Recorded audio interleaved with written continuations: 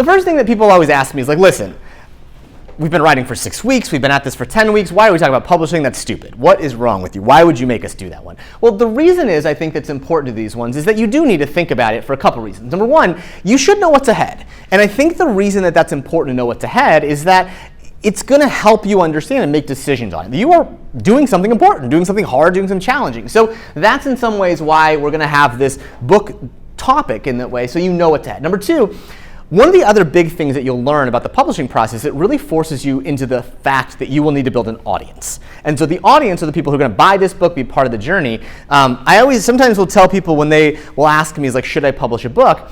And I ask them this question: are you willing to stand on a street corner and essentially kind of like push this book to people so they read it? And if they're like, well, I don't know, then the question to me is like, well, why do you want anyone to read it? If you're not going to go out and sort of push this book out there, why not? So some of the things that we're going to talk about with the publishing stuff will help you prepare for audience building so that people will know about your book and get excited about it.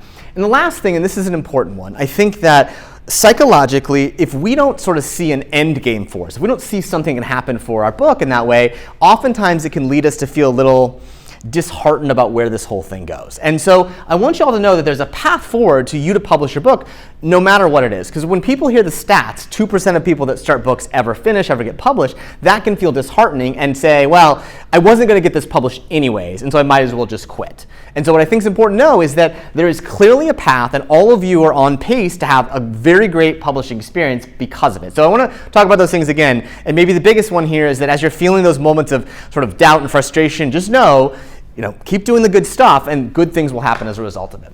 So this is going to be you. You can see Matthew right there, even that way. And remember, like, the goal here is to mentally visualize this summer you will all have a book in your hand. That's kind of the goal of these sort of entire things behind it.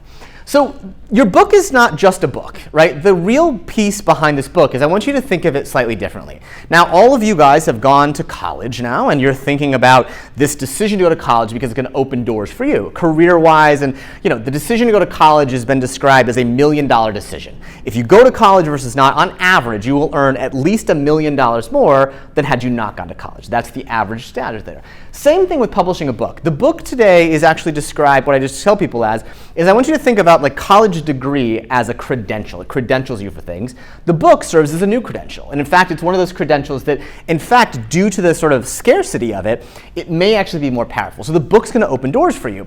The important thing, though, is that you want to think about the work you're putting into it to maximize the opportunities, the benefits, and the outcomes. So how do you make sure that you're going to put in work and get benefit from it? It's no different than why you decide to go to one school versus the other. You decided to come to Georgetown because you believed it would maximize opportunities for you. The same thing in how you actually think about your book is how do you make sure that this will open the right opportunities for you by thinking about very strategically. So I have this conversation now because there's a very strategic decision in it. And again, the reason that I tell people to publish books is because you want to publish a book. That's awesome. But when you do it and you make the decision to do it, is you want to make sure that it's going to open the maximum opportunities for you, because if you're spending time on it, you want to make sure it leads you to where you most want to go.